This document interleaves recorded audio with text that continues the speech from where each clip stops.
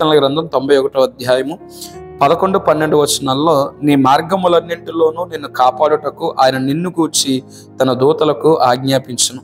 నీ పాదములకు రాయి తగలకుండా వారు నిన్ను తమ చేతుల మీద ఎత్తి పట్టుకుందురు. ఈ మాట హృదయపూర్వకంగా మా జీవితంలో జరిగింది అని చెప్పడానికి నేను ఏమాత్రం కూడా సంకోచించట్లేదు. ఎందుకనంటే మేము సువార్త విషయంలో అరెస్ట్ అయినప్పుడు దేవుని యొక్క ప్రణాళిక ఎంత ఆశ్చర్యంగా ఉంటుందో మాకు కళ్ళారా మేము చూడగలిగాము. మేము సంతోషిస్తున్నాం ఆ విషయాన్ని బట్టి. మమ్మల్ని ఆ భయంకరమైనటువంటి చెరసాల్లో నుండి బయటపడేయడానికి దేవుడు తన ప్రజలైనటువంటి వారిని మా కోసం ఎలా ఉపయోగించుకున్నాడో, ఎన్ని అద్భుతాలు చేశాడో ఇవన్నీ మీకు తెలియకుండా మాకు ఇష్టం లేదు. ఎందుకనంటే ఇదంతా దేవుని ప్రణాళిక. దేవుని ప్రణాళికలో చాలా మంది భక్తులు వాడబడ్డారు. వారందరూ మా కోసం స్వచ్ఛందంగా పనిచేశారు. మమ్మల్ని బయటకు తీసుకుని రావడానికి దేవుడు అద్భుత కార్యాలే చేశాడు. అవన్నీ మీకు తెలియాలి అనేటువంటి ఉద్దేశంతోనే ఈ వీడియో చేయడం జరుగుతుంది. అయితే ప్రియులారా, 26వ తారీఖు సాయంత్రం 5:30 మేము అరెస్ట్ అయ్యి 6 గంటలకల్లా మేము స్టేషన్కి తీసుకుని వెళ్ళబడ్డామండి. వెళ్ళిన వెంటనే వాళ్ళు మా ఫోన్ తీసేసుకునే ముందు ఒక ఫోన్ కాల్ చేసుకోవాలి అనేటువంటి ఆలోచనలోనే ఉన్నాను. ఎవరికి ఫోన్ చేయాలా అని ఆలోచన చేస్తున్నప్పుడు పరిశుద్ధాత్మ ప్రేరేపణ వలన కాట్రోలపల్లి అమృత రెస్టారెంట్ ఓనర్ అయినటువంటి గౌరవనీయులు పెంకే శ్రీనివాసరావు గారికి ఫోన్ చేయాలి అనేటువంటి ప్రేరేపణ నాకు కలిగింది. ఎందుకనంటే వారితో నాకు గత కొంతకాలంగా చక్కని అనుబంధం అనేటువంటిది ఏర్పడింది. సాధారణంగా పెద్దలు అంటుంటారు, ఏదైనా ఒక గొప్ప వ్యక్తిని కలిసామనంటే ఒక గొప్ప పుస్తకాన్ని చదవడంతో సమానం అని అంటుంటారు. అలాగనే గౌరవనీయులైనటువంటి పెంకే శ్రీనివాసరావు గారి దగ్గర నుంచి చాలా విషయాలు, లైఫ్ లెసన్స్ నేను నేర్చుకున్నాను.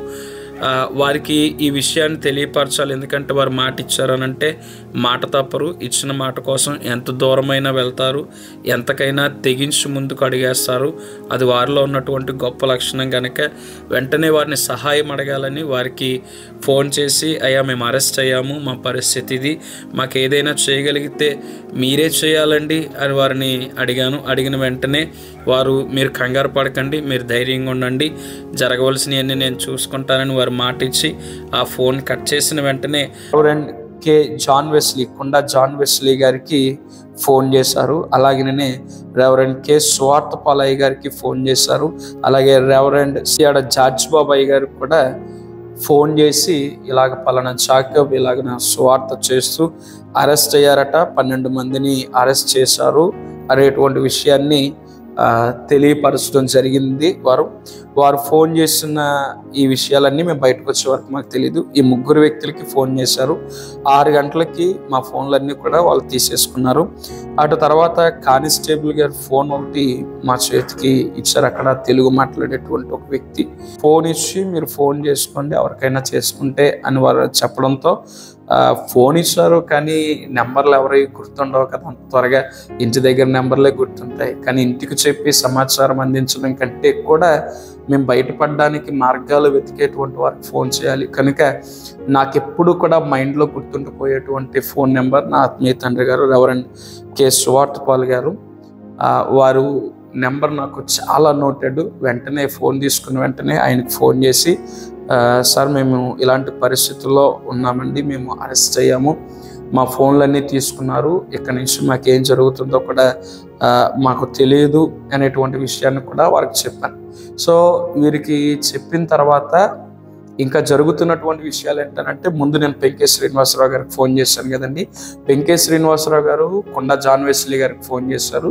కొండా జాన్ వెస్లీ గారు వెంటనే, చూడండి దేవుని ప్రణాళిక ఎంత ఆశ్చర్యంగా ఉంటుందో, కొండా జాన్ వెస్లీ గారు వెంటనే ఏం చేశారనంటే, వాళ్ళ నాన్నగారు రెవరెండ్ కే సాల్మన్ రాజు గారు, వీరు రాజుపూడి గవర్నమెంట్ హై స్కూల్లో హెడ్ మాస్టర్గా పనిచేస్తున్నారు.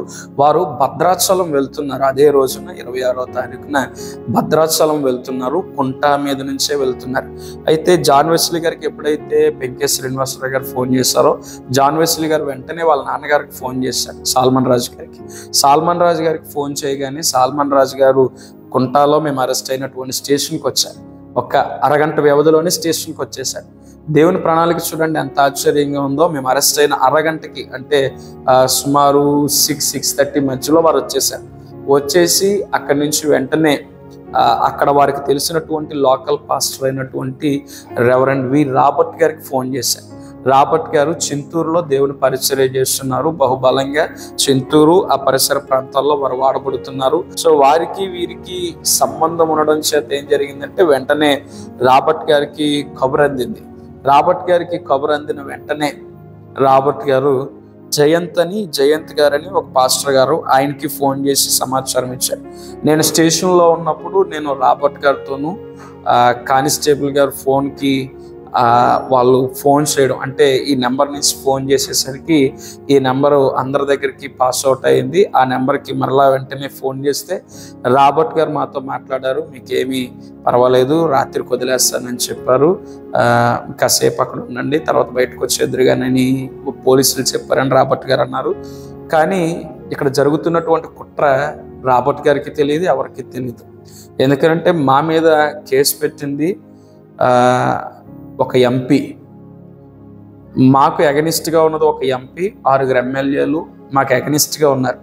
వాళ్ళ స్టేషన్కి ఫోన్ చేసి ఆ 12 మందిని వదలడానికి వీలు లేదు, ఆ 12 మందిని క్లోజ్ చేయండి అనేటువంటి సమాచారాన్ని పోలీస్ స్టేషన్కి ఇచ్చారు. ఆ విషయాన్ని అక్కడ ఉన్నటువంటి కానిస్టేబుల్ గారు మాకు చెప్పారు, మీకు అగనిస్ట్గా ఎంపీ నుంచి కూడా మాకు ఫోన్లు వస్తున్నాయి, మిమ్మల్ని వదలొద్దని అని చెప్పారు. అయితే పోలీసులు మాత్రం ఈ విషయాన్ని మాకు చెప్పట్లేదు, మిమ్మల్ని ఒక అరగంటలో వదిలేస్తాం వెళ్ళిపోదురు కానీ, ఒక అరగంటలో వదిలేస్తాం వెళ్ళిపోదురు కానీ అని అంటూనే ఉన్నారు. ఇలా అంటూనే ఉన్నారు. ఈ లోపల మాకు రాబర్ట్ గారి నుంచి ఫోన్ వస్తుంది, జయంత్ గారి నుంచి ఫోన్ వస్తుంది. ఈ జయంత్ గారు వీళ్ళందరూ ఫోన్ చేస్తున్నారు. జయంత్ గారు ఆ రోజున రాజమండ్రిలో వాక్య పరిచర్యకు వచ్చారు.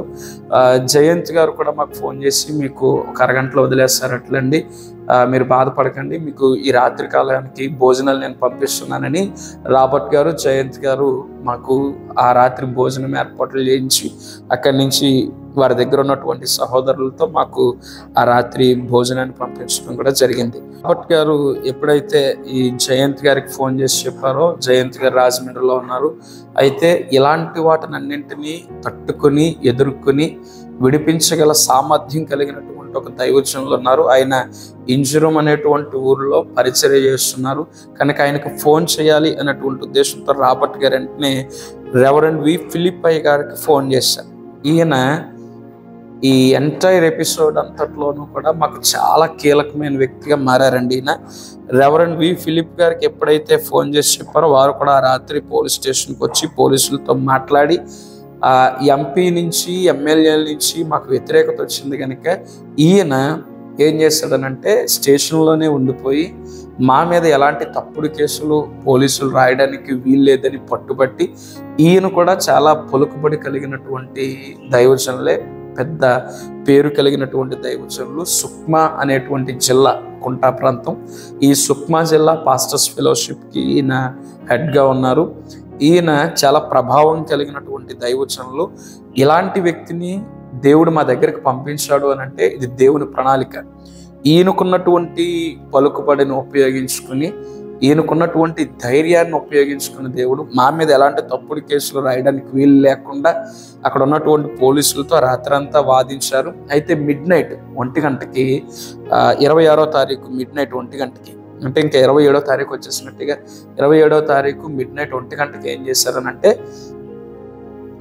ఫిలిప్ గారు ఇంటికి వెళ్ళారు. ఇక అర్ధరాత్రి 1 గంట అయింది, పోలీసులందరూ డ్యూటీ ఆఫ్ అయిపోయారు, కొంతమంది మాత్రమే స్టేషన్లో ఉన్నారు. ఇక్కడ ఏం జరుగుతుందనంటే అర్ధరాత్రి 1 గంటకి మమ్మల్ని ఒక హాల్లో బంధించారు. ఆ హాల్లో మా చుట్టూ ఒక 15 మంది కమాండోలు మా చుట్టూ సెక్యూరిటీ ఉన్నారు, మిషన్ గన్స్ అవి పట్టుకుని. వాళ్ళని చూస్తున్నప్పుడే మాకు సగం ప్రాణం పోయింది. 1 గంటకు వచ్చి మమ్మల్ని నిద్రలేపి మా ఒంటి మీద ఉన్నటువంటి బాడీ మార్క్స్ అన్ని రాసుకుని, మా ఆధార్ కార్డులో ఉన్నటువంటి డీటెయిల్స్ అన్ని రాయించుకుని అర్ధరాత్రి 1 గంటకి మాతో సంతకాలు పెట్టించుకున్నారు. వాటి ఉద్దేశం ఏంటనంటే మేము తప్పు చేశామని, అక్కడ ఉన్నటువంటి పబ్లిక్ని కొట్టామని, అలాగనే పోలీసుల్ని కొట్టామని, మా అంతట మేము మా కేసులను ఒప్పేసుకుంటున్నట్టుగా సంతకాలు పెట్టించుకున్నారు మాతో. ఇది మొత్తం హిందీలోనే రాసిచ్చినటువంటి నోట్ అండి. నాకేమో హిందీ, ఈ 12 మందిలో ఎవరికి హిందీ రాదు చదవడం. ఇంగ్లీష్ మాట్లాడగలను, అందరూ తెలుగులో మాట్లాడగలరు. ఇంగ్లీష్లో వాళ్ళతో మాట్లాడదామంటే వాళ్ళు ఎవరికి హిందీ తప్ప తెలుగు కానీ ఇంగ్లీష్ కానీ రాదని ఆ పోలీసులు అంటున్నారు. ఇక ఎలా చెప్పాలో అర్థం కావట్లేదు మా బాధ అంతా వాళ్ళతో. తెలుగు తెలిసిన కొందరు పోలీసులు అక్కడ ఉన్నారు కానీ వాళ్ళు ఎవరు మాకు సహాయం చేయలేదు. ఎందుకనంటే ఎంపీ నుంచి వస్తున్నటువంటి ప్రెజర్ని తట్టుకుని ఏ పోలీసు మాకు సహాయం చేయడానికి ముందుకు రాలేదు. 1 గంటకి మమ్మల్ని ఏం చేశారనంటే సంతకాలు పెట్టించేసుకున్నారు. సంతకాలు పెట్టేసి వెళ్ళిపోయాం. ఉదయం 9 గంటలకంటే 27వ తారీఖున నవంబర్ 27వ తారీఖు 2024లో ఉదయం 9 గంటలకి మరలా ఫిలిప్ గారు మమ్మల్ని కలుసుకున్నారు. మమ్మల్ని కలుసుకుని వారు అన్నారు, మీ మీద ఏదో చాలా పెద్ద కుట్ర జరుగుతుంది, మీ మీద స్థానిక ఎంపీ ఎమ్మెల్యేలు కూడా మిమ్మల్ని వదలొద్దు అంటున్నారు, తప్పుడు కేసుల్లో ఇరికించకుండా నేను చూసుకుంటున్నాను, మీరేమీ బాధపడకండి, కంగారు పడకండి అని వారు అన్నారు. మేమన్నాం, పోలీసులు మాతో ఇవేం చెప్పలేదు, సంతకాలు పెట్టండి ఉదయాన్నే వెళ్ళిపోదురు కానీ అని అన్నారు అని నేను వాళ్ళతో అంటే అర్ధరాత్రి సంతకాలు పెట్టించుకుంటున్నప్పుడు అడిగాను నేను, అసలు ఇప్పుడు ఇంత అర్ధరాత్రి సంతకాలు ఎందుకు పెట్టించుకుంటున్నారంటే వాళ్ళు ఏమన్నారంటే పోలీసులు, ఈ రాత్రంతా మీరు మా స్టేషన్లో పడుకుని ఉంటారు కదా, ఉదయానికి మరలా మిమ్మల్ని మేము వదిలేయాలి, కనుక ఈ రాత్రంతా మీరు ఉన్నందుకు మీ బాధ్యత మాది, రెస్పాన్సిబిలిటీ మాది, అందుకనే సంతకాలు ఎట్టించుకుంటున్నామని వాళ్ళకు వచ్చి రాని ఇంగ్లీష్లో వాళ్ళు చెప్పడం జరిగింది. నాకు ఆ మ్యాటర్ అర్థమైంది, వాళ్ళు ఎలా చెప్తున్నారన్న సంగతి నాకు అర్థమైంది. సరే ఉదయాన్నే పంపించేస్తానన్నారు కదా, ఇంత అర్ధరాత్రి వెళ్ళడం మీకు మంచిది కాదు, మీకోసం సుమారు బయట 400 మంది వరకు ఎదురు చూస్తున్నారు, వాళ్ళు మీ బైకుల్ని మీ బండ్లని తగలబెట్టేయాలని డిమాండ్ చేస్తున్నారు, వాళ్ళని మేము అడ్డుకుంటున్నామని అక్కడ తెలుగు తెలిసినటువంటి ఒక కానిస్టేబుల్, అంటే మాకు ఫోన్ ఇచ్చినటువంటి కానిస్టేబుల్ గారు మాతో అనడంతో సరే ఈ రాత్రికి వదిలిపెట్టరు, పొద్దున్న వదిలిపెడతారన్న ఆశతో ఆ రాత్రి మేము పడుకున్నాం. అయితే ఉదయం లేవగానే ఫిలిప్ గారు చెప్పిన మాటలు మాకు కలవరాన్ని కలిగించాయి. ఎందుకంటే మా మీద చాలా భయంకరమైన కుట్ర జరుగుతుంది, తప్పుడు కేసులు పెట్టి ఇరికించాలని చూస్తున్నారు, ఎందుకంటే అది పూర్తిగా నక్సల్స్ ఉండేటువంటి ఏరియా. అప్పుడే మేము అరెస్ట్ అయినటువంటి 2 రోజుల ముందే నక్సల్స్కి పోలీసులకి మధ్య కాల్పులు జరిగి కొంతమంది పోలీసులు చనిపోవడం జరిగింది. మేము 12 మంది దొరికాం కదా, ఈ 12 మందిని నక్సల్స్ అని మూసేస్తారేమో అనేటువంటి భయం ఆయనకి కలిగింది. ఆయన చెప్తుంటే మాకు అర్థమైందమ్మో, మమ్మల్ని ఇక బయటకు రానివ్వకుండా చాలా ప్లాన్ చేస్తున్నట్టున్నారని అన్నాను. ఈయనకి కూడా ఏమి అర్థం కావట్లేదు, ఎందుకనంటే పోలీసులు ఈయనతో చెప్పేది ఒకటి, పోలీసులు చేసేది ఒకటి. వాళ్ళని వదిలేస్తామండి, అరగంటలో వదిలేస్తున్నామండి అని ఫిలిప్ గారితో చెప్తున్నారు, కానీ మా మీద ఇంకా కేసులు బిగించేస్తున్నారు. ఇలా బిగించేస్తుంటే ఏం జరుగుతుందో తెలియదు. కానీ ఆ ఉదయం 9 గంటలకి మా అందరితోనూ పోలీసులు అన్నమాట ఏంటంటే, ఇక్కడి నుంచి మనం SDM ఆఫీస్కి వెళ్దాం, SDM ఆఫీస్లోనికి మీరు వెళ్ళిన తర్వాత అక్కడ సంతకాలు పెట్టి మీరు మీ ఇళ్ళకి వెళ్ళిపోదురు కానీ అన్నారు. అక్కడ నుండి మళ్ళీ మమ్మల్ని SDM ఆఫీస్కి, ఆ పోలీస్ స్టేషన్ నుండి SDM ఆఫీస్కి తీసుకుని వెళ్ళారు. ఉదయం 10 ఆ టయానికి మేము SDM ఆఫీస్కి చేరుకున్నాం. SDM ఆఫీస్లో కూడా మమ్మల్ని సాయంత్రం 3 గంటల దాకా అలా కూర్చోబెట్టారు, మీరు వెళ్ళిపోదురు కానీ అంటూనే. అయితే ఇక్కడ వాళ్ళు ఎంత కన్నింగ్గా ఆలోచించారంటే, మా కోసం ఫిలిప్ గారితో వచ్చినటువంటి మరి కొందరు సేవకులు వీళ్ళందరూ కలిసి బయట వెయిట్ చేస్తున్నారు మా కోసం. మా మీద ఏ తప్పుడు కేసులు ఉండకూడదు, మమ్మల్ని వదిలేస్తారన్నారు కదా, వదిలేయండి అని చెప్పడానికి ఫిలిప్ గారు బయట వెయిట్ చేస్తున్నారు. ఫిలిప్ గారు బయట వెయిట్ చేస్తుంటే ఈ లోపల అక్కడ ఉన్నటువంటి SDM ఆఫీస్లోనికి మమ్మల్ని కొట్టినటువంటి వ్యక్తి కూడా అక్కడికి వచ్చాడు. వచ్చి అక్కడ ఉన్నటువంటి ఆఫీసర్లతో వాళ్ళు మాట్లాడుతున్నారు. ఇంతకీ అక్కడ ఉన్నటువంటి ఆఫీసర్లు మమ్మల్ని కొట్టినటువంటి వాళ్ళు ఒకే సంస్థలో నాయకులుగా పనిచేస్తున్నారు. సో మా మీద పగబట్టి మమ్మల్ని కొట్టినటువంటి వారిలో ఆఫీసర్లు ఉన్నారు, వీళ్ళు ఉన్నారు. ఇంక మాకు అర్థమైంది, వాళ్ళు ఒకటే మమ్మల్ని ఖచ్చితంగా చాలా ఘోరంగా ట్రీట్ చేస్తారు అని మేము భయపడుతూనే ఉన్నాం. కానీ వెళ్ళిపోదే కానీ సంతకాలు పెట్టి అన్నారు కదా అనేటువంటి ధైర్యంతో మేము ఉన్నాం. ఈ లోపు మరలా ఏమైందనంటే 3 గంటలకి SDM ఆఫీస్ నుంచి ఫిలిప్ గారికి కబురు పెట్టి ఫిలిప్ గారిని ఆఫీస్ లోపలికి రమ్మన్నారు. ఆయన మాట్లాడడానికి ఆఫీస్ లోపలికి వెళ్ళారు. ఆయన లోనికి వెళ్ళి మాట్లాడుతున్న సమయంలోనే ఇటుపక్క ఇంకొక ఆఫీస్లో టైపిస్ట్ ఉంటారు కదా, టైపిస్ట్ ఏం చేస్తున్నాడంటే హిందీలో ఒక నోట్ని టైప్ చేశాడు. ఒకే నోట్ని టైప్ చేసి దాన్ని 12 కాపీలు చేశాడు. 12 కాపీలు చేసి మమ్మల్ని అందరినీ పిలిచి సంతకాలు పెట్టించేసుకోవాలన్నాడు.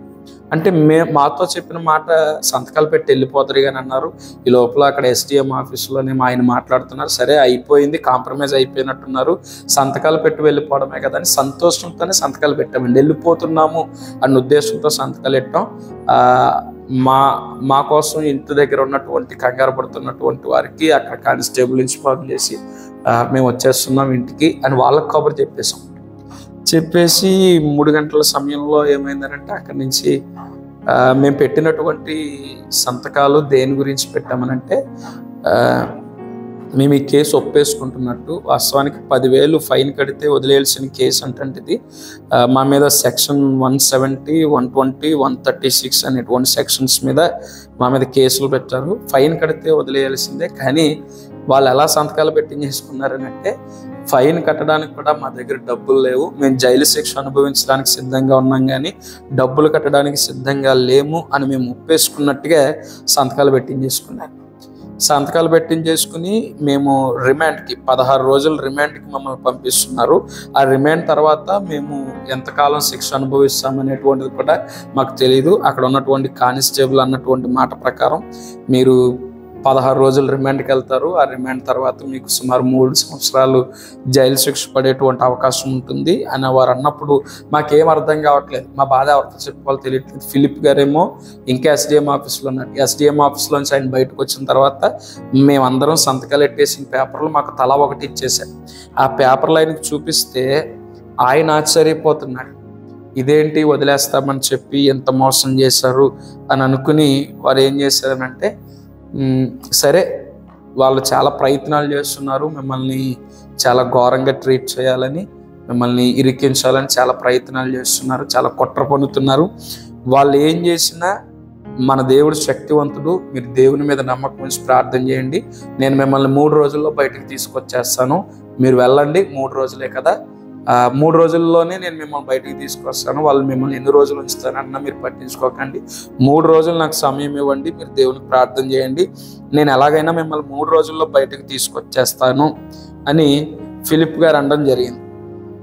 ఈ ఫిలిప్ గారు అన్న తర్వాత మాకు ఇక ఏం అర్థం కావట్లేదు, ఏం జరుగుతుందో అర్థం కాక ఒకరిని పట్టుకుని ఒకరు ఏడుస్తున్నాం. ఎందుకంటే 3 రోజులు జైలు అంటే ఇంతకు ముందు ఎప్పుడు జైలుకి వెళ్ళిన అనుభవం లేదు.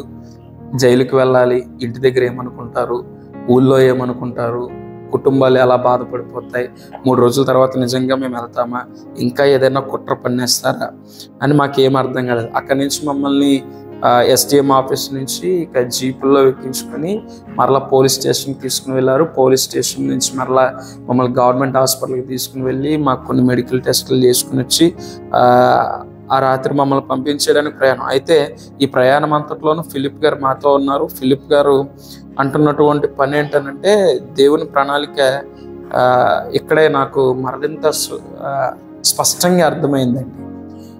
నేను మీకు చెప్పాను కదండి, 26వ తారీఖు మేము అరెస్ట్ అయినప్పుడు ఇంటికి ఈ న్యూస్ చెప్పిన తర్వాత ఇక్కడి నుంచి మా నాన్నగారు నీలం పెద్దబ్బాయి గారు మేము అరెస్ట్ అయ్యామని తెలిసిన దగ్గర నుంచి వెంటనే మాకు బెయిల్ రప్పించడానికి వారు ఈ 12 మంది ఇళ్ళకు వెళ్ళి వాళ్ళ ఆధార్ కార్డులు, వాళ్ళ డీటెయిల్స్ ఇవన్నీ తీసుకుని మాకు తెలిసినటువంటి, మా నాన్నగారికి తెలిసినటువంటి రాజకీయ నాయకుల దగ్గరికి, కొందరు సేవకుల దగ్గరికి, కొందరు పెద్దల దగ్గరికి, అందరి దగ్గరికి వెళ్ళి మేము బయటకు రావడానికి ఎలాంటి ప్రయత్నాలు చేస్తే బాగుంటుంది అనేటువంటి ప్రయత్నాలన్నీ కూడా రాత్రుల్లో నిద్ర లేకుండా తిరిగినటువంటి సందర్భాలు ఉన్నాయి.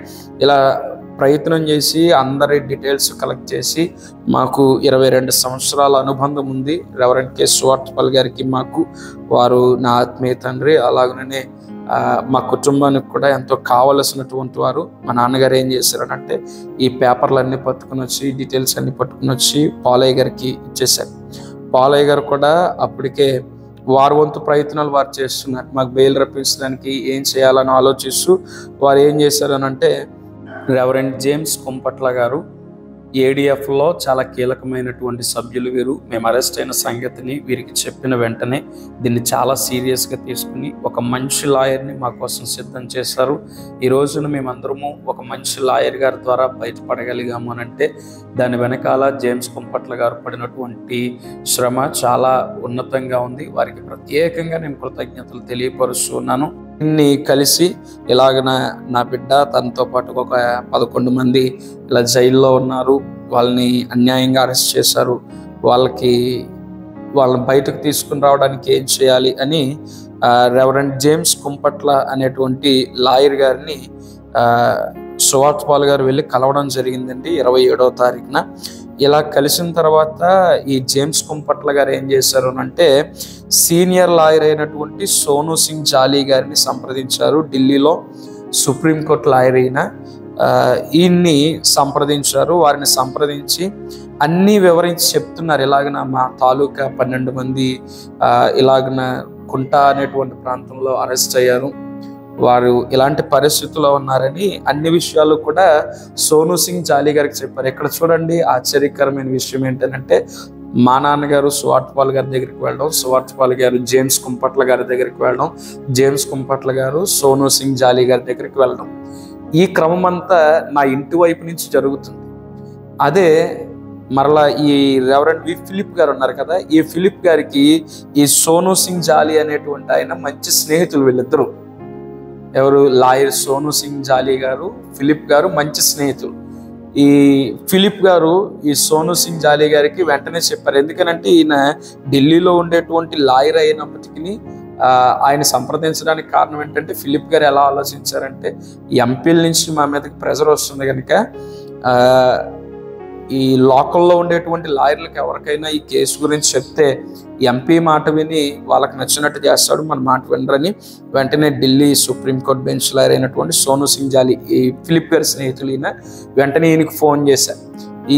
ఎప్పుడైతే జేమ్స్ కుంపట్ల గారు వీళ్ళందరూ కూడా సోను సింగ్ జాలీ గారికి చెప్పడం జరిగిందో వీళ్ళ ద్వారా వెళ్ళినటువంటి వ్యక్తి ఆయనే, ఫిలిప్ గారి నుంచి వెళ్ళినటువంటి లాయర్ కూడా వారే. వీరు ఇవన్నీ సంప్రదించి చెప్పగా సోను సింగ్ జాలీ గారు ఇవన్నీ నాకు ముందే తెలిసాయి అని అన్నారట. ఎలా తెలుసానంటే నాకు ఫిలిప్ ఇవన్నీ వివరించి చెప్పారు అనేటువంటి విషయాన్ని ఆయన కూడా చెప్పడం జరిగింది. అయితే మరి ఢిల్లీ నుంచి సోను సింగ్ జాలీ గారు రావాలంటే చాలా టైం పడుతుంది. మాకు ఎలా ఉందంటే మాకు డెడ్ లైన్, ఇప్పుడు ఉన్నటువంటి కానిస్టేబుల్ ఏమన్నాడంటే మీకు 3 రోజుల్లో బెయిల్ రావాలి. ఎందుకంటే బుధ గురు శుక్ర ఈ 3 రోజుల్లో ఏదో ఒక రోజు మీకు బెయిల్ రావాలి.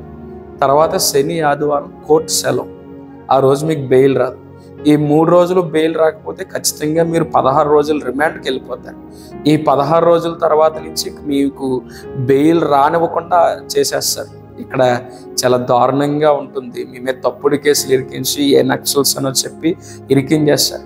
ఇవన్నీ వాస్తవాలని మేము జైలు లోనికి వెళ్ళిన తర్వాత తెలిసింది. ఎందుకనంటే మేము లోనికి వెళ్ళిన తర్వాత రాజమండ్రి నుంచి ఒక వ్యక్తి చదువుల నిమిత్తం వెళ్ళాడు, ఉన్నత విద్యల కోసం వెళ్ళి అక్కడ ఒక రూమ్లో ఉన్నాడట. ఒక రూమ్లో ఉంటే ఆ పక్క రూమ్లోనే ఎవరో కొందరిని నక్సలైట్లను అరెస్ట్ చేశారట.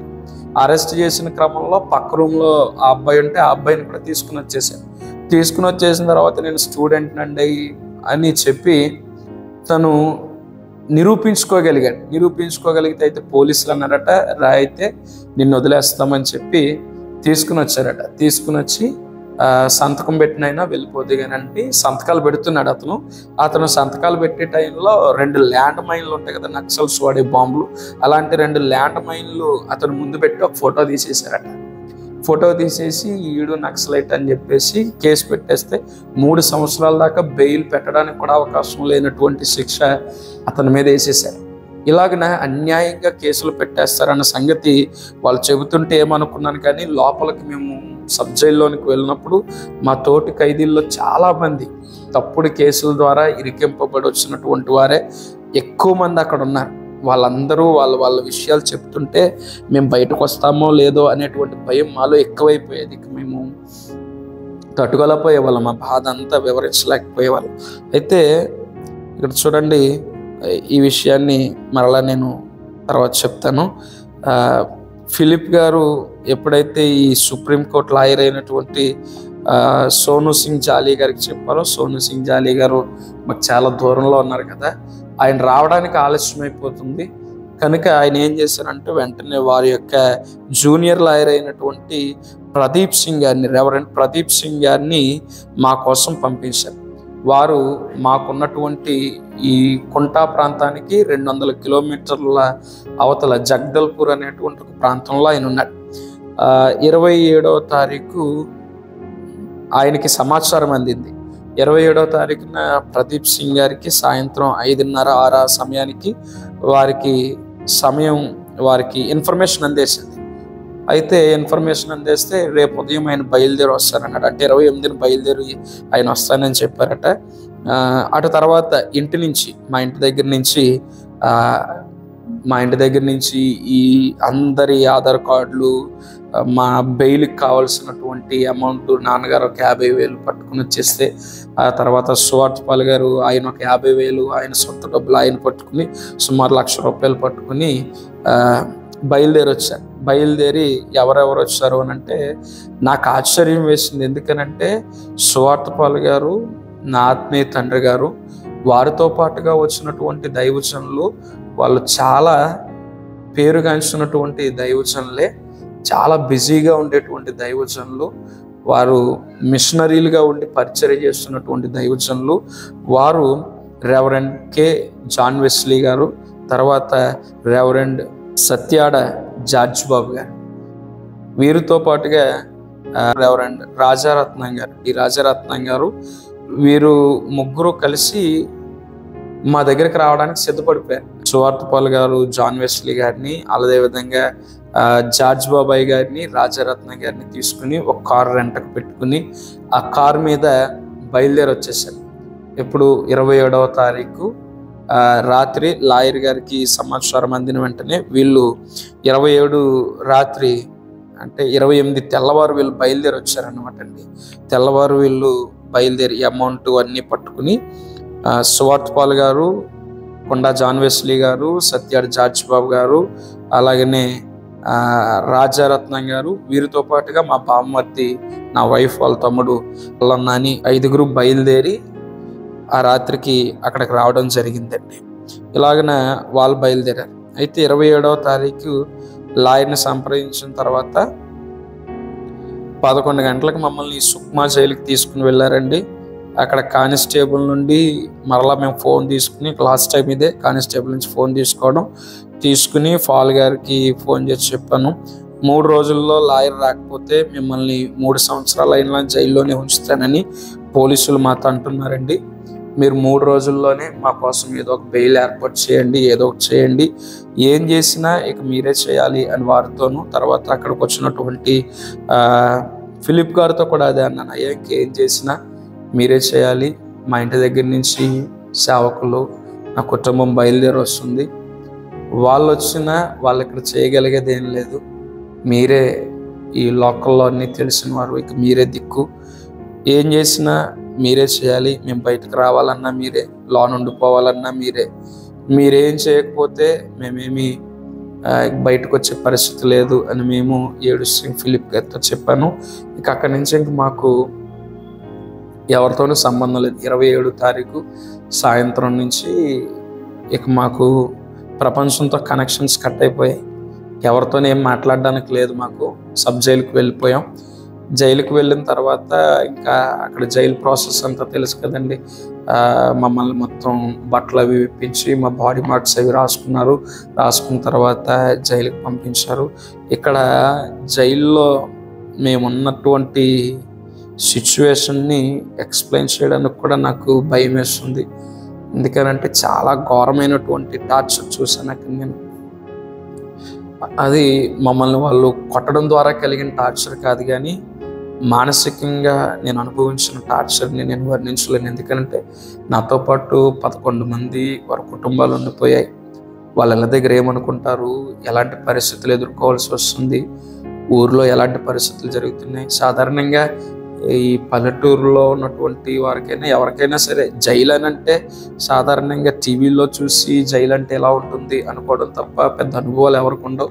మేము జైలుకి వెళ్ళామని తెలియగానే ఊళ్ళో ఎలాంటి పరిస్థితులు ఎదుర్కొన్నారంటే మమ్మల్ని చావగొట్టేస్తున్నారని, ఇక మేము ఊళ్ళోకి రామని, మమ్మకు 3rd డిగ్రీ లాంటివి ఏదన్నా చేసేస్తున్నారని ఊళ్ళో చాలా తప్పుడు సమాచారం స్ప్రెడ్ అయిపోతూ ఉంది. ఈ స్ప్రెడ్ అయిపోతూ ఉన్నప్పుడు నాలో భయం ఏంటనంటే ఏం జరుగుద్ది, ఊళ్ళో ఎలాంటి గొడవలు జరిగిపోతాయి, సంఘం పాడైపోతుందా, ఒకరితో ఒకరు గొడవలు పెట్టేసుకుంటారా, ఏంటి ప్రభువా ఇలాంటి పరిస్థితి వచ్చింది, జైలుకి వెళ్తున్నాం, ఎప్పుడూ లేనటువంటి ఒక అనుభవం, నాతో ఉన్నటువంటి వారు ఎవరిని చూసినా ఎవరి ముఖంలోనూ సంతోషం లేదు, అందరూ ఏడుస్తున్నారు, అందరు కళ్ళు వాచిపోయాయి, 26వ తారీఖు నుంచి ఏడుస్తూనే ఉన్నారు అందరూ, ఏం జరుగుతుందా అని. ఇలా ఏడుస్తున్నప్పుడు ఎవరి ముఖం చూసినా నాకు భయం వేస్తుంది, బాధ అనిపిస్తుంది, బాధ వేసేస్తుంది మనసులో. ఆరోగ్యం బాగాలేని వాళ్ళు ఉన్నారు, షుగర్ పేషెంట్లు ఉన్నారు, చలిగాలి తగిలితే ఫిట్స్ వచ్చేసేటువంటి వాళ్ళు ఉన్నారు. ఏం చేయాలో తెలియట్లేదు.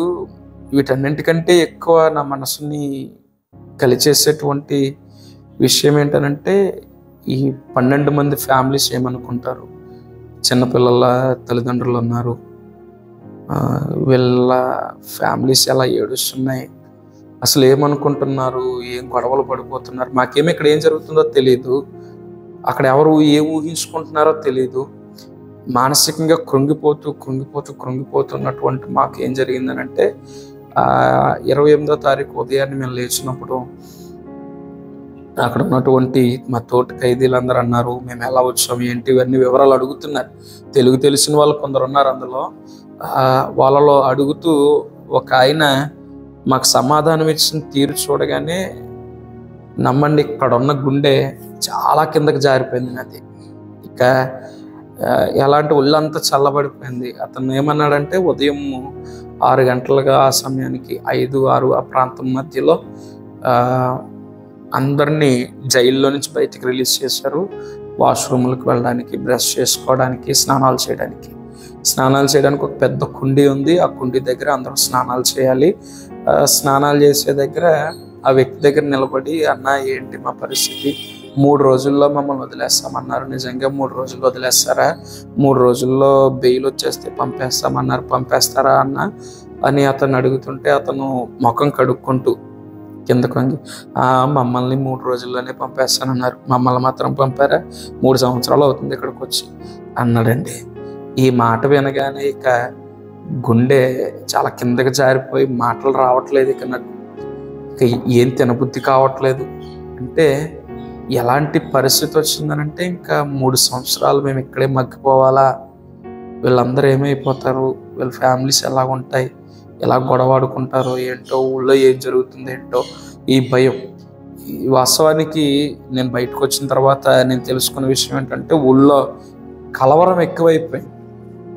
మా విశ్వాసులు, నాతో ఉన్న యవన పిల్లలందరూ కూడా నా కుడి భోజనం లాంటి వాళ్ళే, జైల్లో ఉన్న వాళ్ళందరూ నేనంటే చాలా ఇష్టం. వాస్తవానికి ఇక్కడ ఇంకొక విషయం చెప్పడం మర్చిపోయాను, ఏంటనంటే వాస్తవానికి అరెస్ట్ చేసినప్పుడు మమ్మల్ని, నన్ను, కాల్దారి దానియేల్ గారిని, చిన్నాని, రాసుపల్లి అభిషేక్ని,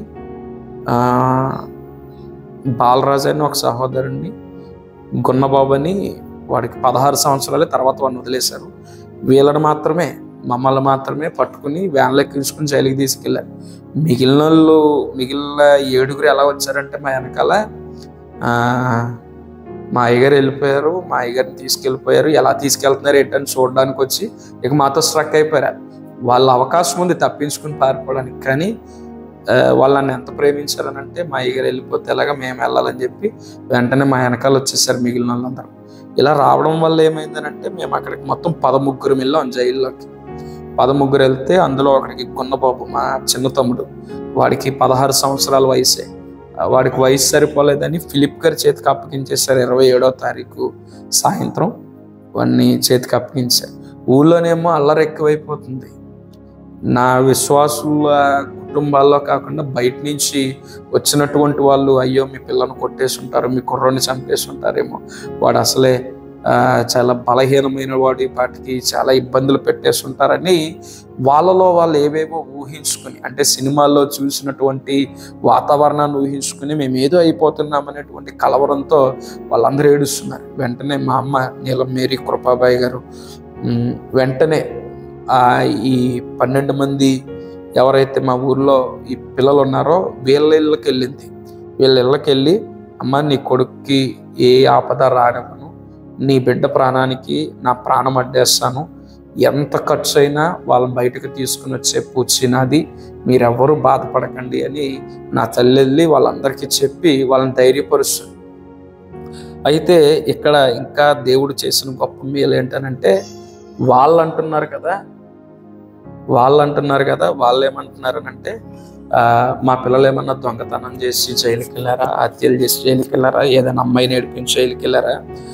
వాళ్ళు సువార్త నిమిత్తం జైలుకి వెళ్ళారు కనుక సువార్త నిమిత్తమే వాళ్ళు అప్పగించబడ్డారు. వారికి కలిగేటువంటి హాని మాకేం పెద్ద ఇబ్బంది కాదు, కానీ వాళ్ళు మా మధ్య లేరు అనేటువంటి బాధ ఒకటి, ఏం జరుగుతుందో తెలియట్లేదు కదా, ఆ బాధ తప్ప మాకు ఇంకే ఇబ్బంది లేదు, దేవుడే న్యాయం చేస్తాడని వాళ్ళు అంటున్నారు. ఇవన్నీ జరుగుతున్నాయి. అయితే ఇక్కడ జరగవలసిన విషయం ఏంటనంటే, మీకు తెలియాల్సిన విషయం ఏంటనంటే, మా కొరకు 28వ తారీఖున జరిగే విషయాలు చెప్తాను. 28వ తారీఖు తెల్లవారు 4 గంటలకి జార్జ్ బాబు గారు, జాన్ వెస్లీ గారు, సువార్త పాల్ గారు, రాజారత్నం గారు, మా బామ్మర్ది నాని వీళ్ళందరూ బయలుదేరి కొంట చేరుకున్నారు. అటునుంచి జగదల్పూర్ నుంచి లాయర్ గారు ప్రదీప్ సింగ్ గారు కూడా 28వ తారీఖు ఉదయానికి కుంట స్టేషన్కి వచ్చేసారు. వీళ్ళందరినీ గ్యాదర్ చేసింది ఫిలిప్ గారు. వీళ్ళందరూ కూడా ఇక్కడ తీసుకుని వచ్చి SDM ఆఫీస్కి వెళ్ళారు. వీరితో పాటుగా రెవరెండ్ జయంత్ గారు, వీళ్ళందరూ ఒక్కటై, జయంత్ గారు వీళ్ళందరూ ఒక్కటే ఆఫీస్కి వెళ్ళి ఆఫీస్లో మా బెయిల్ కోసం ట్రై చేశారు. అయితే వాళ్ళని రాత్రి 8 గంటల వరకు కూడా బెయిల్ ఇవ్వడానికి నిరాకరిస్తూ అలాగున్నారు. ఈ లోపల మరి ప్రదీప్ సింగ్ గారు చాలా విషయాలు గట్టిగా మాట్లాడారు వాళ్ళతో. ఎందుకు ఇలా చేస్తున్నారు మీరు, వాళ్ళు చేసిన తప్పేంటి, వాళ్ళు చేసింది ఏంటి, మీరు పెట్టే కేసులు ఏంటి, బెయిల్ ఇవ్వడానికి మీరు ఎందుకు నిరాకరిస్తున్నారని వాళ్ళతో కాస్త వాదంగా మాట్లాడేసరికి అక్కడ ఉన్నటువంటి SDM గారు ఏమన్నారంటే, అయ్యా మా చేతుల్లో ఏం లేదు, మేము కేవలం పై అధికారులు ఏం చెప్తున్నారో అదే చేయగలుగుతున్నామండి, మీకు తెలియని విషయాలు ఏముంటాయి, మన రాష్ట్రంలో MP గారు వాళ్ళకి వ్యతిరేకంగా ఉండి వాళ్ళని వదలకూడదని పట్టుబడుతున్నారు, మేము చేయగలిగేది ఏముందండి అని చెప్తే, లేదు ఇలాగ జరగడానికి వీల్లేదని ఈయన లాలో కొన్ని విషయాలు మాట్లాడి వాళ్ళకి కొంచెం గట్టిగా చెప్పేసరికి వాళ్ళు ఏమన్నారంటే, సాయంత్రం 8 గంటలకి, రాత్రి 8 గంటలకి బెయిల్ ఇవ్వడానికి ఒప్పుకున్నారు.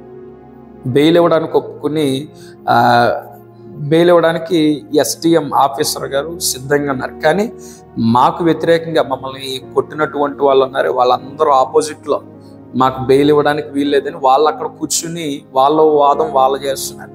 అయితే SDM గారు ఈ లాయర్ గారు పెట్టే ప్రెషర్ని తట్టుకోలేక ఏం చేశానంటే, టైం అయిపోయింది కదా, నేను బెయిల్ ఇవ్వట్లేదు, వెళ్ళిపోండి అని చెప్పి వాళ్ళని వెళ్ళిపోమన్నారు, వీళ్ళని వెళ్ళిపోమన్నారు. అయితే ఇంక ఈ రోజు అయిపోయింది కదా ఆఫీసు, రేపు ఎలాగ శుక్రవారం, రేపు కూడా రానివ్వకుండా ఉంటే సరిపోతుందిలే అనుకుని మాకు ఆపోజిట్గా ఉన్న వాళ్ళు వెళ్ళిపోయారు.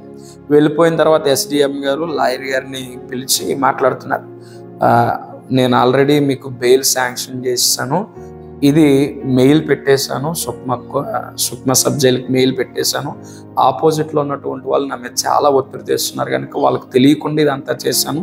అయితే ఇప్పుడు నాకు కావాల్సింది ఏంటంటే, మీరు బెయిల్ పెడుతున్నారు కదా, ఈ బెయిల్ కోసం నాకు జామీన్ కావాలని అడిగారు. జామీన్ కావాలనంటే ఒక 10 ఎకరాల వరకు ఇస్తే సరిపోతుందా అని అడిగారు, ల్యాండ్ జామీన్ పెట్టాలిగా. అయితే ఇక్కడ SDM గారు కూడా మళ్ళీ ఏం చేశారంటే, అలాగైతే కుదరదు, నాకు మనిషికి 5 ఎకరాల చొప్పున మీరు పెట్టాలి అంటే సుమారు 60 ఎకరాలైనా మీరు ఇక్కడ జామీన్ పెట్టకపోతే నేను బెయిల్ని కంటిన్యూ చేయను, దీన్ని క్లోజ్ చేస్తాను అనేసి SDM గారు అన్నారు. ఇదేంటి ఇలా జరుగుతుంది అని అనుకునేసరికి ఫిలిప్ గారు వెంటనే రెస్పాండ్ అయ్యి, మీకు కావాల్సింది ఆస్తి పేపర్లు కదా, మీకు ఎంత అయితే కుదరదండి, మేము మనిషికి 3 ఎకరాల చొప్పున 12 మందికి 12 3 36 ఎకరాలు అయితే నేను తెచ్చివ్వగలను అంటే, దానికి SDM గారు కాసేపు వాదించిన తర్వాత మొత్తానికి 36 ఎకరాల భూమిని తాకట్టు పెట్టడానికి ఒప్పుకున్నారు. వెంటనే ఏం చేశానంటే, ఈ ఫిలిప్ గారు వారి దగ్గర ఉన్నటువంటి ఆస్తి, అలాగే జయంత్ గారు వారి దగ్గర ఉన్నటువంటి ల్యాండ్ పేపర్స్, అలాగే ఫిలిప్ గారి చర్చ్ మెంబర్ అయినటువంటి ముఖేష్ అనేటువంటి వ్యక్తి, ఆయన కొన్ని డాక్యుమెంట్స్ ఇవన్నీ తెచ్చి సుమారు ఒక 4 2 సేవకులు 2 విశ్వాసులు ఇలా 4 కలిసి ఏం చేశారంటే, మా కోసం 36 ఎకరాల భూమిని తాకట్టు పెట్టారు, జామీన్కి ఇచ్చారు. అది ఇచ్చినటువంటి ఇవన్నీ 36 ఎకరాల ఈ డాక్యుమెంట్స్ అన్నీ కూడా 5 నిమిషాల్లో రప్పించారు ఫిలిప్ గారు. వాళ్ళకి ఫోన్ చేసి ఆ డాక్యుమెంట్స్ అన్నీ కూడా 5 నిమిషాల్లో రప్పించారు. 5 నిమిషాల్లో డాక్యుమెంట్స్ రాగానే ఇవన్నీ వాళ్ళకి సబ్మిట్ చేసేసారు. రాత్రి 8:30కి మాకు బెయిల్ వచ్చింది. ఆ రాత్రే వీళ్ళందరూ బయలుదేరి, ఈ టీం అంతా బయలుదేరి సుక్మా సబ్ జైలుకి వచ్చేసారు. ఈ కుంటా నుండి సుక్మా సబ్ జైలు ఒక 80 కిలోమీటర్ల దూరంలో ఉంది. ఈ 80 కిలోమీటర్లు ట్రావెల్ చేసి అక్కడికి వచ్చేసారు. సుక్మాకు వచ్చేస్తే ఇది టైం కాదు, ఈ టైంలో మిమ్మల్ని వాళ్ళని రిలీజ్ చేయడానికి కుదరదని వాళ్ళు చెప్పేశారు. సో వాళ్ళు వెళ్ళిపోయారు. బెయిల్ వచ్చిందన్న సంగతి జైలర్కి తెలుసు, మాకు తెలియదు. 29వ తారీఖు ఉదయం 6 గంటలకి జైలర్ దగ్గరకు వచ్చి జైలర్ అన్న మాట ఏంటంటే, ఇది మా దానియేల్ మామి గారితో ఈ మాట అన్నారన్నమాట. ఉదయం 6 గంటలకి దానియేల్ మామి గారి దగ్గరకు వచ్చి మీకు బెయిల్ వచ్చింది అనేటువంటి విషయాన్ని తెలియపరిచిన తర్వాత ఈ విషయం మా అందరికీ స్ప్రెడ్ అయ్యి 6 గంటలకి ఈ విషయం తెలిసేసరికి అందరిలోనూ కొంచెం సంతోషం ఉంది, కానీ భయం మరలా ఎక్కువైపోయింది. ఎందుకనంటే బెయిల్ వచ్చినా సరే ఇక్కడ దాన్ని అంగీకరించారండి బాబు, వీళ్ళు కావాలని ఇరికించేస్తారు ప్రమోషన్ కోసమని. అక్కడ ఉన్నటువంటి తోటి ఖైదీలు అంటే ఇక మాకు భయం. ఆ రోజు శుక్రవారం, ఆ రోజు నేను ఉపవాసం ఉండి దేవుని అడుగుతూనే ఉన్నాను. అడుగుతూ ఉన్నప్పుడు దేవుడు చూపించినటువంటి దర్శనాల ద్వారా మాకు ఖచ్చితంగా మేము బయటికి వెళ్ళిపోతామనేటువంటి విషయం మాకు అర్థమైంది. ఉదయం 10 గంటలకి మరలా జైలర్ వచ్చి మమ్మల్ని పిలుస్తున్నాడు, మీకు బెయిల్ వచ్చింది, మీ సామాన్లన్నీ పట్టుకుని. సామాన్లు అంటే మేము లోనికి వెళ్ళేటప్పుడు మాకు దిండు, దుప్పటి, ఒక కంచం, ఒక గ్లాసు ఇచ్చారు, అవన్నీ పట్టుకుని వచ్చేయండి అన్నారు. 10 గంటలకి మేము బెయిల్ వచ్చిందన్న విషయం తెలిసి చెరసాల్లోంచి బయటకు వచ్చి, కటకటాల్లోంచి బయటకు వచ్చి మా అన్నీ వాళ్ళకి సబ్మిట్ చేసి మమ్మల్ని పిలిచే వరకు ఈ మెయిన్ గేట్, చెరసాల మెయిన్ గేట్ బయట మేము వెయిట్ చేస్తున్నాం. మా కోసం ఫిలిప్ గారు, వాళ్ళ వైఫ్, అలాగే ఫిలిప్ గారితో ఉండేటువంటి తోటి సేవకులు జోసెఫ్ గారు, జయంత్ గారు, జార్జ్ బాబు గారు, వెస్లీ గారు, సువార్తపాల్ గారు, రాజానాథ్రం గారు, అలాగే మా బామ్మర్ది నాని, వీళ్ళందరూ సుక్మా జైలుకి వచ్చేసి బెయిల్ పేపర్లన్నీ వాళ్ళకి ఇచ్చారు. వాళ్ళ ఫార్మాలిటీస్ అన్నీ కూడా అక్కడ జరుగుతున్నప్పుడు మమ్మల్ని 1 గంటకి లోపలికి పిలిచారు, అంటే ఆఫీస్లోనికి పిలిచి మాకు సంతకాలు అవి పెట్టించుకుని బెయిల్ ఇప్పించారు. బెయిల్ ఇప్పించిన తర్వాత మేము 1 గంటకి బయటకు వచ్చేసాం. అందరం కాసేపు ఒకరిని హత్తుకుని 1 గంటకి ఒకరిని హత్తుకుని ఏడ్చి మాకు బెయిల్ రప్పించడానికి సహాయం చేసిన వాళ్ళందరికీ కృతజ్ఞతలు చెప్పుకుని మేము సబ్ జైలు నుంచి బయటకు వచ్చిన తర్వాత కొన్ని వీడియోలు, కృతజ్ఞతలు చెబుతూ కొన్ని వీడియోలు తీసేసరికి 3 అయిపోయింది. 3 గంటలకు మరలా మేము బయలుదేరి సాయంత్రం 6 గంటలకి కుంటా ప్రాంతం వచ్చేసాం. అక్కడ మరలా పోలీస్ స్టేషన్కి వెళ్ళాం, ఎందుకంటే అక్కడ నా బైక్ ఉండిపోయింది, అలాగే మేము వెళ్ళినటువంటి 2 ఆటోల్లో ఒక ఆటో అక్కడ ఉండిపోయింది. ఈ బైక్కి 8,000 పెనాల్టీ కాదు, లంచం. 8,000 లంచం తీసుకుని బైక్ కీస్ మా చేతికి ఇచ్చారు. ఆటోకి కూడా ఇమ్మంటే ఆటోకి 25,000 అడిగారు. 25,000 అప్పుడు నా దగ్గర లేవు. మేము తెచ్చుకున్నటువంటి అమౌంట్ వీళ్ళకి లంచాలు ఇవ్వడంతో చాలా మట్టుకు అయిపోయింది. అయితే ఆటోకి 25,000 అడిగారు. 25,000 అప్పుడు మేము ఇవ్వలేము, కోర్టుకు వెళ్ళి తెచ్చుకుంటామని అంటే కోర్టుకు వెళ్ళాం. కోర్టులో ఒక 5,000 కట్టాం. 5,000 కట్టి వచ్చేసిన తర్వాత ఇదంతా సోమవారం నాడు జరిగింది, 2 రోజుల తర్వాత జరిగింది. కోర్టుకి మరి కాల్దారి చిన్న పేరు మీద ఉంది కనుక అతను అక్కడనే రమ్మన్నారు, ఇంకెవరో వెళ్ళడానికి లేదు. డిసెంబర్ 2వ తారీఖు నుంచి జరిగింది. డిసెంబర్ 2వ తారీఖున చిన్నబాబు అక్కడే ఆటో తెచ్చుకోవడానికి మళ్ళీ ఛత్తీస్గఢ్ వెళ్ళాడు. వెళ్తే కోర్టులో 5,000 రూపాయల వరకు అక్కడ పెనాల్టీలు అవి కట్టించుకుని ఆటో తీసుకుని వెళ్ళిపోమంటే ఆటో కీస్ ఇవ్వడానికి మరలా వాళ్ళు 25,000 అడిగారు.